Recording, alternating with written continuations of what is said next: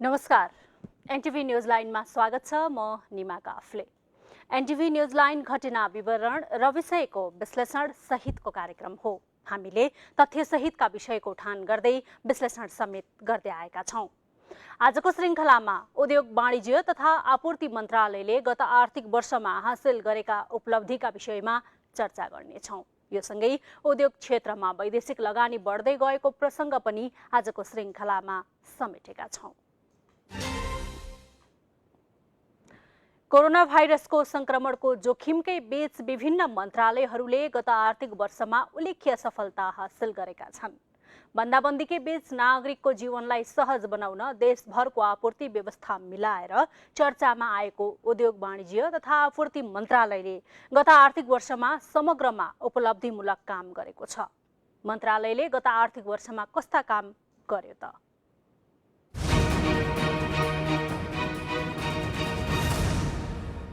Corona भाइरसको जोखिम नियन्त्रण गर्न गत चैत 11 गतेदेखि मुलुकमा बन्दाबन्दी गरिएपछि उपभोग्य वस्तुको अभाव त हुने होइन भन्ने चिन्ता धेरैलाई परेको थियो। तर उद्योग वाणिज्य तथा आपूर्ति व्यवस्था मन्त्रालयले देशभरको आपूर्ति व्यवस्थालाई सहज बनाएर आम नागरिकको मन जित्न सफल भएको थियो। त्यति मात्र होइन, बन्दाबन्दीकै बीचमा पनि गत आर्थिक वर्षमा व्यापारमा पनि सुधार भएको छ। आयात र निर्यात बीच केही असन्तुलन देखिए पनि सरकारी निकायहरू बीचको समन्वयमा देशभरको आपूर्ति व्यवस्थालाई सहज बनाउनलाई मन्त्रालयले ठूलो उपलब्धिका रूपमा लिएको छ। बन्दाबन्दीका बेला आपूर्ति व्यवस्थालाई सहज बनाउन साल ट्रेडिङ कम्पनी, खाद्य तथा व्यापार कम्पनी लिमिटेडको भूमिका पनि महत्त्वपूर्ण रह्यो। आपूर्तिको उसमा कहीँ पनि रुकावट छैन। हाम्रो लक्ष्यभन्दा बढी नै आपूर्ति क्षेत्रमा काम भएको छ। यसलाई हामीले जस्तो कोभिडको उसमा आउँदाखेरि पनि 3-4 महिनाको उसमा यो बिचमा हाम्रो गत आर्थिक वर्षको उसमा पनि कुनै समस्या रहेन र अलिकति व्यापार घाटालाई पनि कम गरेर ट्रेडलाई अलि हामीले बढाएकै देख्छु मैले बढेको। तर यो बिचमा आयात र निर्यातमा केही असन्तुलन त देखिन्छ।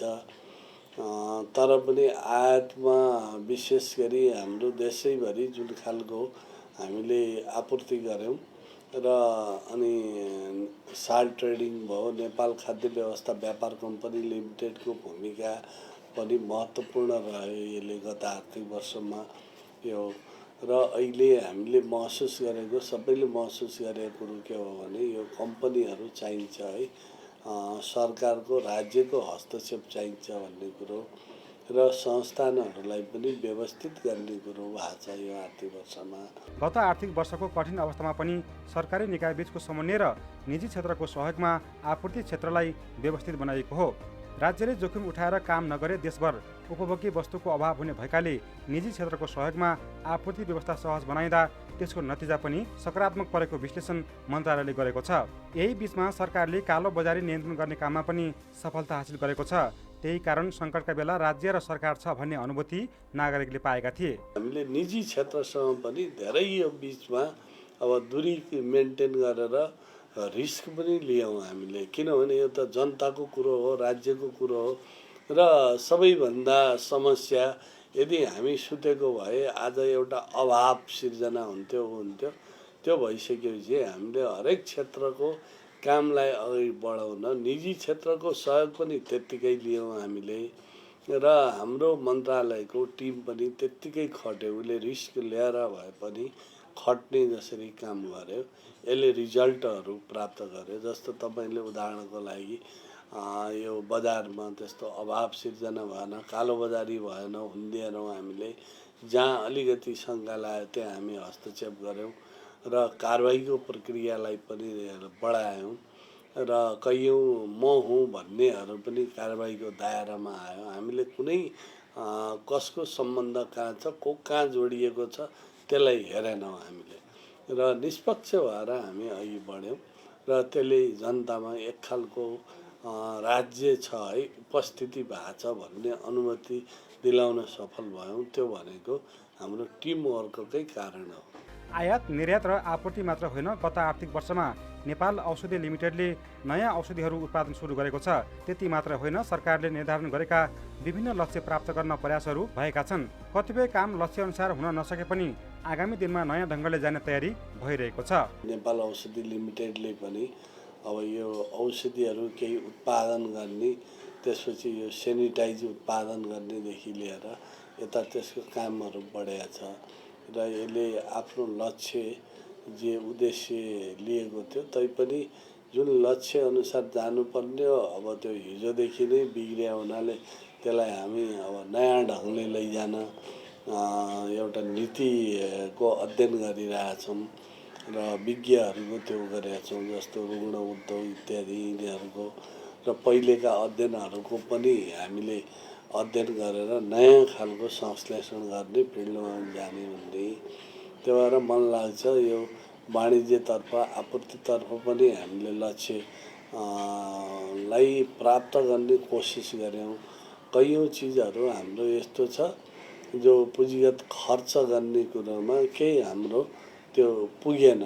त्यो नपुग्नुको कारण के हो भने हाम्रो उद्योगहरूमा जस्तो उदाहरणको लागि औद्योगिक ग्राममा जो जानुपर्ने हो त्यो त हाम्रो लक्ष्यमा पुरा नभएपछि त्यहाँ खर्च हुन सकेन। त्यस्तै सडकहरूमा हामीले खर्च गर्ने ठाउँ पाएन यो पछिल्लो चरणमा कोभिडमा त यस्तो जस्तो धौवादिको त्यो त ठुलो खर्च हुन्छ। त्यो उसलाई कन्सल्टेन्टलाई जसरी नियुक्त गरेका छौँ र उसको रिपोर्ट नआइकन फेरि हाम्रो खर्च गर्ने ठाउँ हुँदैन। त त्यसरी हाम्रो खर्च जति हुनुपर्ने हो अरू मन्त्रालयको र यसको भिन्नता छ फेरि भन्ने हो। यसलाई नबुझ्दा यो मन्त्रालयले के गरे भन्ने पनि आउन सक्छ। त्यो भएर हामीले लगभग मलाई लाग्छ यो बिचमा हामी धेरै अलि द्रुत गतिमै काममा गयो खटेर। जस्तो अब औद्योगिक क्षेत्रहरू जो निर्धारण गर्ने भन्यौँ हामी EIA पनि सकेर हामीले त्यसलाई अलि अगाडि बढाएका छौँ। हुन त अहिले पनि कोरोनाको जोखिम कायमै छ। यो अवस्थामा पनि स्वास्थ्य मन्त्रालयले बनाएको मापदण्ड र सुरक्षालाई प्राथमिकतामा राखेर मन्त्रालयले काम अघि बढाउँदै लगेको छ। अहिले अत्यावश्यक वस्तुको उत्पादन र बिक्री वितरणको सहज व्यवस्था मिलाइएको छ भने उद्योग र निर्माणका क्षेत्रलाई पनि प्राथमिकतामा राखेर काम हुँदै आएको छ। कोभिडको जुन प्रकोप जसरी यो बढिरहेछ यो हामीले कसरी सुरक्षित हुँदै जस्तो स्वास्थ्य मन्त्रालयले एउटा मापदण्ड बनाएको छ र क्याबिनेटबाटै स्वीकृति भएर पनि आएछ। त्यो CCMCमा निकै होमवर्क भएर पनि गएको छ। पहिले उच्च स्तरीय समिति थियो त्यसले होमवर्क गर्थ्यो निर्णय गर्थ्यो कैयौँ क्याबिनेटमा लैजानु पर्ने त्यहाँ लगेर पनि उ गरेको छ। ती मापदण्डहरूलाई अपनाउँदै सुरक्षा मुख्य हो, एक नम्बरमा सुरक्षा नै हो भन्ने कुरोलाई हामीले नराखिकन त्यो सम्भव हुँदैन। त्यो भएर हामीले अत्यावश्यक वस्तुहरूको उत्पादन गर्ने कुरो त्यसपछि अनि त्योसँग जोडिएका चेनमा जाने कुरो अन्य जस्तो तपाईँले बिस्कुट उत्पादन गर्नुभयो भने त्यसको प्याकेजिङ चाहियो, त्यसको अनि कार्टुन चाहियो। योसँग सबै उद्योगहरू अन्य सहायक उद्योग जोडिएको छ। त्यसलाई नबुझ्यो भने बिस्कुट उत्पादन गर्न दिनु पर्यो भन्ने। अब त्यो बिस्कुट उत्पादन भयो तर प्याकेजिङ गर्ने प्लास्टिक अथवा तपाईँको जुन प्याक गर्ने कच्चा पदार्थ छ उसको लागि त्यो तयारी भएर आएन अर्को उबाट भने त्यो सम्भव हुँदैन। त्यो भएर हामीले यो चेनमै अत्यावश्यक वस्तुको उद्योगहरूलाई पहिलो प्रायोरिटी देऊ। त्यसपछि हाम्रो निर्माणसँग जोडिएका उद्योगहरूलाई गर्नुपर्छ भन्यौँ। त्यसपछि अनि आएर निर्यातमुखी उद्योग पनि सञ्चालन गर्नुपर्छ भनेको छौँ। अहिले अब यो पछिल्लो चरणमा जसरी कोभिडको सङ्क्रमण बढेको छ अलि सतर्कतालाई बढी गर्नुपर्छ, अनुगमन गर्नुपर्छ। सम्बन्धित उद्योग र उद्योगीहरूले यी सुरक्षाका स्वास्थ्यका सुरक्षाका मापदण्डहरू अनिवार्य पालना गर्नुपर्छ। त्यो गरेन भने उसलाई कानुनी दायरामा पनि ल्याउनुपर्छ भन्ने अहिलेको अब महत्त्वपूर्ण पक्ष हो। उद्योग वाणिज्य तथा आपूर्ति मन्त्रालयले गत आर्थिक वर्षमा लक्ष्य प्राप्त गर्न धेरै प्रयास गरेको छ, तर पनि सन्तुष्ट हुन भने नसकिने मन्त्रालयले स्पष्ट पारेको छ। अहिले आफ्नो काममा सन्तुष्ट भए भोलि नयाँ काम गर्न नसकिने भन्दै सोही अनुसार नयाँ कार्यक्रम अघि बढाउने र कामको गतिलाई नरोक्ने प्रतिबद्धता मन्त्रालयले गरेको छ। हामीले जे लक्ष्य लियौँ त्यो प्राप्ति गर्न नसक्नु विविध कारणहरू छन् र धेरै सन्तुष्टि लिएपछि हामी के हुन्छौँ भने त्यही रोकिन्छौँ। त्यो भएर हामी अझ बढी गर्नुपर्छ भन्ने उबाट स्पिडबाट जानुपर्छ र मैले लिएको लक्ष्य 100% पूर्ण भए पनि फेरि अर्को लक्ष्य लिँदा म त्यहाँ सन्तुष्ट हुनुहुन्न। म चाहिँ जहिले पनि अब योभन्दा बढी गर्छु भन्नेबाट गयो भने हामीले अहिलेको आवश्यकता पुरा गर्न सक्छौँ र भोलिको आवश्यकता पनि पुरा हुन्छ। होइन मैले जे गरेँ ठिक गरेँ, अहिले मैले भनेको कुरो त पुरा भइहाल्यो भन्नेबाट गयौँ भने फेरि हाम्रो गतिमा ब्रेक लाग्छ। त्यो गतिमा ब्रेक लाग्न दिनुहुन्न। मैले त्यसलाई द्वन्द्ववादी तरिकाबाट हेर्छु। सन्तुष्ट हुने र फेरि त्यो सन्तुष्टिबाट फेरि अर्को लक्ष्य योभन्दा बढी गर्नुपर्छ भन्ने अर्को कोणबाट पनि हेर्न जरुरी हुन्छ। चालु आर्थिक वर्षमा मन्त्रालयले कोरोना भाइरसको सन्तास र प्राकृतिक विपत्तिको जोखिमकै बीच रोजगारीका अवसर सृजना गर्ने कामलाई प्राथमिकताका साथ अघि बढाएको छ। सुरुवाती दिनदेखि नै कामको गति बढाइएकाले अर्थतन्त्रमा पनि सकारात्मक प्रभाव पर्ने विश्वास लिएको छ। अहिले जुन देशले भोगिरहेको कुरो छ यो दुईटा चिज छ। एउटा सबै विश्वले भोगिरहेछ गम्भीर रूपमा, तपाईँ हामीलाई थाहा छँदैछ। दोस्रो अहिले यो प्राकृतिक प्रकोपबाट हुने क्षति, धनजनको क्षति पनि भइरहेछ र त्योबाट पैदा हुने जुन खालका समस्याहरू छन् विशेष गरी अर्थतन्त्रमा पर्ने प्रभावहरूको आकलन गरेर फेरि हामीले नयाँ ढङ्गबाट हामी पुनः निर्माण गर्छौँ, पुनः हाम्रो अर्थतन्त्रलाई व्यवस्थित गरेर अगाडि बढाउँछौँ। नेपाली आम युवाहरूलाई रोजगारी सिर्जना गर्ने कुरो जस्तो अहिले हाम्रो मन्त्रालयलाई अब बजेटले नै नीति कार्यक्रमले नै के गरेछ 10,000 युवाहरूलाई अदक्ष छ भने दक्षमा, अर्धदक्षमा र अर्धदक्षलाई दक्षमा रूपान्तरण गर्ने, बदल्ने र हाम्रो आन्तरिक रोजगारी सिर्जना गर्ने र हाम्रो जनशक्तिलाई आन्तरिक रूपमै खपत गर्ने कोसिस हुन्छ। यो निर्देशित गरेका छ।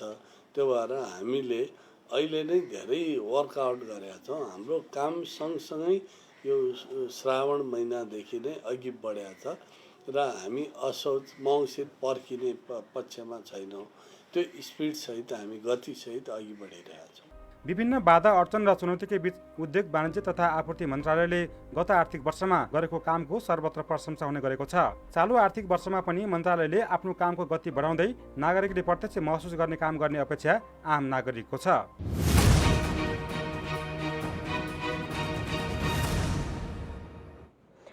सरकारी निकाय र निजी क्षेत्र बीचको सहकार्यबाट कठिन अवस्थामा पनि सहजै काम गर्न सकिन्छ भन्ने उदाहरण बन्दाबन्दीको समयमा आपूर्ति व्यवस्था सहज बनाएर उद्योग वाणिज्य तथा आपूर्ति मन्त्रालयले देखाएको छ। आशा गरौँ आगामी दिनमा पनि यसै गरी नागरिकले अनुभूति गर्ने काम गर्न मन्त्रालय सफल हुनेछ। सरकारले लगानी मैत्री नीति बनाउँदै लगेपछि उद्योग क्षेत्रमा विदेशी लगानी बढेको छ। विगतका वर्षको तुलनामा गत आर्थिक वर्षमा उद्योगमा विदेशी लगानी बढेको हो। समग्रमा हेर्दा गत आर्थिक वर्ष उद्योगको क्षेत्रमा विदेशी लगानी भित्र्याउन सरकार सफल भएको देखिएको छ।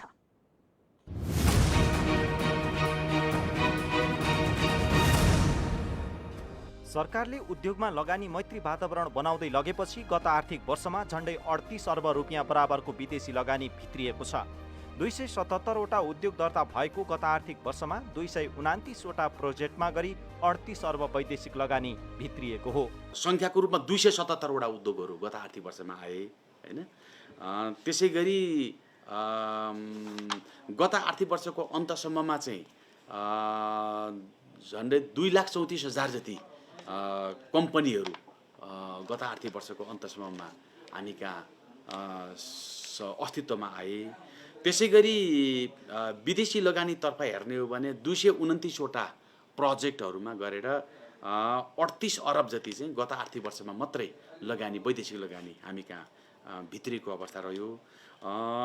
र अझ त्यसलाई चाहिँ खण्डीकृत गरेर हेर्ने हो भने सबभन्दा बढी चाहिँ सेवाजन्य क्षेत्रमा आएको देखिन्छ। त्यस पछाडि उत्पादन पर्यटन क्षेत्रमा आएको देखिन्छ। त्यस पछाडि उत्पादनमूलक क्षेत्रमा आएको देखिन्छ। त्यसपछि कृषि क्षेत्रमा आएको देखिन्छ। त्यसपछि यो चाहिँ ऊर्जा मूलक क्षेत्रमा आएको, जस्तो हाइड्रो पावरहरूको कुराकानी गरौँ। उद्योगमा विदेशी लगानी बढ्दै जानुलाई मन्त्रालयले उपलब्धिका रूपमा लिएको छ। यति मात्र होइन, विगतमा सेवा र पर्यटन क्षेत्रमा मात्र सीमित हुँदै आएको लगानी अहिले ऊर्जा, पूर्वाधार लगायतका क्षेत्रमा पनि विस्तार भएको छ। सरकारले गरेको नीतिगत सुधारकै कारण यो सम्भव भएको हो। उद्योगमा लगानीको थप वातावरण बनाउने गृहकार्य सरकारले जारी राखेको छ। औद्योगिक नीतिमा पनि पुनः समीक्षा गर्ने तयारी सुरु भएको छ। अब आन्तरिक लगानीलाई प्रोत्साहित गर्दै नेपाली पुँजी बाहिर जान नदिने रणनीतिका साथ लगानीका क्षेत्र पहिचान गर्ने काम पनि सुरु भएको छ। त्यसका लागि कानुनी जटिलता भए फुकाएर सहज वातावरण बनाउने प्रतिबद्धता मन्त्रालयले गरेको छ। अब हामीले वातावरण बनाइरहेछौँ, बनिएको छ, आकर्षित पनि छ, लगानी आइ पनि रहेछ। र अर्को हामीले समग्र औद्योगिक नीतिमा पुनः समीक्षा गर्नुपर्छ भने पनि गर्नुपर्छ भनेको छौँ। लगानी मुख्य जोड कहाँ गर्नुपर्छ भन्दा आन्तरिक लगानीलाई प्रोत्साहित गर्नुपर्छ। पहिलो कुरो हो नेपाली पुँजी जहाँ छ त्यो नेपाली पुँजी बाहिर नजाओस्, त्यसलाई भित्रै यहाँ परिचालन गर्ने, लगानीकर्तालाई प्रोत्साहित गर्ने, कुन कुन क्षेत्रमा उसले लगानी गर्न सक्छ त्यसलाई राज्यले कहाँ त्यसलाई प्रोत्साहित गर्नुपर्छ अथवा यो मन्त्रालयले कहाँनिर आफ्नो भूमिकालाई सुनिश्चित गर्नुपर्छ त्यहाँ गर्ने कुरो। त्यसपछि बाह्य लगानीलाई भित्र्याउने कुरो, त्यसको लागि वातावरण बनाइदिने कुरो। कैयौँ हाम्रा कानुनी उसमा अब ऐनहरूमा जटिलता छ भने त्यसलाई फुकाइदिने कुरोमा पनि हामी गृह कार्य गर्ने, त्यसलाई छलफल गर्नेबाट गइरहेछौँ र अझ सहज सरलताबाट त्यो खालको वातावरण बनाउनतिर हामी पहल गरिरहेछौँ। लगानीकर्तालाई सहज होस् भन्ने उद्देश्यले सरकारले गत आर्थिक वर्षदेखि एकल बिन्दु सेवा केन्द्र सञ्चालनमा ल्याएको छ। धेरै निकायले गर्नुपर्ने काम एकल बिन्दु सेवा केन्द्रबाट हुन थालेपछि लगानीकर्ताहरूलाई सहज भएको छ। यसले पनि उद्योगमा लगानी गर्ने वातावरण बनेको हो। यसले सबै लगानीकर्ताहरूलाई एउटै छाता मुनि ल्यायो, लगानीकर्ताहरूलाई सहजीकरण गर्ने निकायहरूलाई एउटै छाता मुनि ल्यायो र त्यसमा हामीले पहिलो चरणमा झन्डै 10-11 जति निकायहरूलाई त्यसमा ल्याउने अभ्यास हामीले सुरु गऱ्यौँ। हालाकि यो बिचमा एउटा थप काम हामीले गर्नुपर्ने छ। त्यो भनेको सबै ती निकायहरूबाट गरिने निर्णयलाई पनि तीमुडे टुङ्ग्यौँ भने, जसको लागि चाहिँ अहिले हामी केही कानुनी सुधार गर्नुपर्ने विषय छ। त्यो विषयमा हामीले काम गरिरहेका छौँ। तर जुन लामो 10औं वर्षदेखि हामी कहाँ चाहिँ एकल बिन्दु सेवा केन्द्रको अवधारणामाथि छलफल बहस भइरहेको थियो, तर अब त्यसको चाहिँ प्रयोग र प्रयास चाहिँ अहिले हामीले चाहिँ प्रयोग चाहिँ अहिले हामीले गरिरहेको अवस्था छ। गत आर्थिक वर्षमा 45 वटा औद्योगिक ग्राम निर्माण कार्य प्रारम्भ भएको छ। यो वर्ष 130 वटा औद्योगिक ग्राम बनाउने तयारी छ। त्यसैगरी थप 7 वटा औद्योगिक क्षेत्र बनाउने तयारी स्वरूप यसै वर्ष शिलान्यास गर्ने कार्यक्रम राखिएको छ। पूर्वाधार निर्माणहरू गर्नुपर्ने कुराहरू, औद्योगिक पूर्वाधार निर्माणका कुराहरू, त्यसलाई हामीले निकै गति बढायौँ र औद्योगिक पूर्वाधार निर्माण गर्ने सन्दर्भमा चाहिँ झन्डै 45 वटा जति औद्योगिक ग्रामको निर्माणको कार्य प्रारम्भ गऱ्यौँ। त्यो भनेको स्थानीय नगरपालिका र गाउँपालिकाहरूमा पनि औद्योगिक क्षेत्र उहाँहरूको स्थानीय तवरमै किन नबनाउने भनेर औद्योगिक ग्रामको कन्सेप्ट ल्याएर पहिलोपटक प्रयोग सुरु गरियो र 45 वटा नगरपालिका र गाउँपालिकाहरूसँग हामीले सम्झौता गरेर उहाँहरूले बनाउने काम सुरु गर्नुभएको छ। त्यो औद्योगिक पूर्वाधारतर्फको एउटा निकै ठुलो कोसेढुङ्गाको रूपमा हामी लिन सक्दछौँ र जसबाट हामी उत्साही भएर यो आर्थिक वर्षमा 130 वटा थप औद्योगिक ग्राम बनाउने गरी हामीले त्यसैको आधारमा त्यसैको जगमा उभिएर हामीले कार्यक्रम ल्याएका छौँ यो आर्थिक वर्षमा। त्यसै गरी चाहिँ अन्य औद्योगिक पूर्वाधारहरूको तर्फमा पनि औद्योगिक क्षेत्रहरू थप बनाउने, 7 वटा थप औद्योगिक क्षेत्रहरूको निर्माण गर्ने भनेर अहिले त्यो विषयलाई हामीले गएको आर्थिक वर्षमा गति बढाएर अब चाहिँ यो आर्थिक वर्षमा हामी शिलान्यासै गर्ने चरणमा अगाडि बढ्दैछौँ। जस्तो दमको कुरा गरौँ या सर्लाहीको मूर्तियाको कुरा नै गरौँ, त्यसै गरी चितवनको शक्तिखोरको कुरा गरौँ, या त्यसै गरी मोतीपुर रूपन्देहीको कुराकानी गरौँ, या बाँकेको नौबस्ताको कुरा, वा त्यसै गरी अर्को चाहिँ कञ्चनपुरको दैजीको कुरा गरौँ भनेपछि यी क्षेत्रहरूमा हामीले अर्को फड्को मारेको अवस्था छ। त्यसकारण पूर्वाधार निर्माणलाई पनि हामीले औद्योगिक पूर्वाधार निर्माणलाई पनि हामीले राम्रै चाहिँ प्रगति गरेको हामी पाउँदछौँ। मुलुक सङ्घीयतामा गइसकेपछि प्रदेश र स्थानीय तहले पनि उद्योगको विकासमा भूमिका खेल्न थालेका छन्। तिनै तहका सरकारले उद्योगलाई प्राथमिकतामा राखेकाले आगामी 3 वर्षभित्रै उद्योग क्षेत्रले निकै फड्को मार्ने विश्वास लिएको छ। उद्योगहरू निसन्देह बढेका छन्, लगानी बढेको छ, र अहिले सँगसँगै अर्को के भएको छ भने जुन हामीले सङ्घीय संरचनामा यो सबै प्रणालीलाई हामीले जुन ढङ्गले यसलाई अगाडि बढाएका छौँ, त्यसमा चाहिँ प्रदेश सरकारले पनि उद्योग प्रशासनको विषयलाई लिएको छ। यो पछिल्लो गएको आर्थिक वर्षदेखि उहाँहरूले पनि निकै गति बढाउनु भएको छ, र स्थानीय तहले पनि उद्योगहरूको विकासको लागि जुन भूमिका खेल्न सुरु गर्नुभएको छ, त्यसले के भयो भने उद्योगमा फेडरलाइज गर्ने भनेको सङ्घीयताकरणको अभ्यास सुरु भएको छ, र तिनै तहको सरकारले उद्योगलाई महत्त्वका साथ आफ्नो नीति कार्यक्रममा ल्याउनु भनेको यो निकै उपलब्धिपूर्ण मानिन्छ। अबको 3 वर्ष पछाडि हामीले हेऱ्यौँ भनेदेखि मलाई लाग्छ हामी निकै फड्को मारेको अवस्थामा हामी पुग्दछौँ। मुलुकलाई औद्योगिकीकरण गर्न उद्योगमा लगानी बढाउनुको विकल्प छैन। त्यसका लागि उद्योग क्षेत्रमा बाह्य मात्र होइन, आन्तरिक लगानी समेत बढाउनु पर्छ। अहिले उद्योगमा बढ्दै गएको लगानीले सकारात्मक सङ्केतहरू देखिएका छन्। उद्योगमा लगानी बढ्नु भनेको रोजगारीका अवसर पनि बढ्नु हो। यसले मुलुकको समृद्धिमा समेत सहयोग पुग्ने देखिन्छ।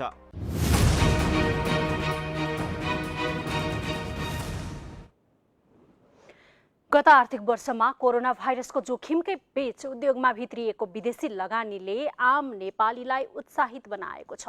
लगानी मैत्री वातावरण बनेपछि उद्योगमा लगानी बढ्छ भन्ने देखिएको छ। यसले आगामी दिनमा उद्योगमा थप लगानी भित्रिने आशा बढाएको छ।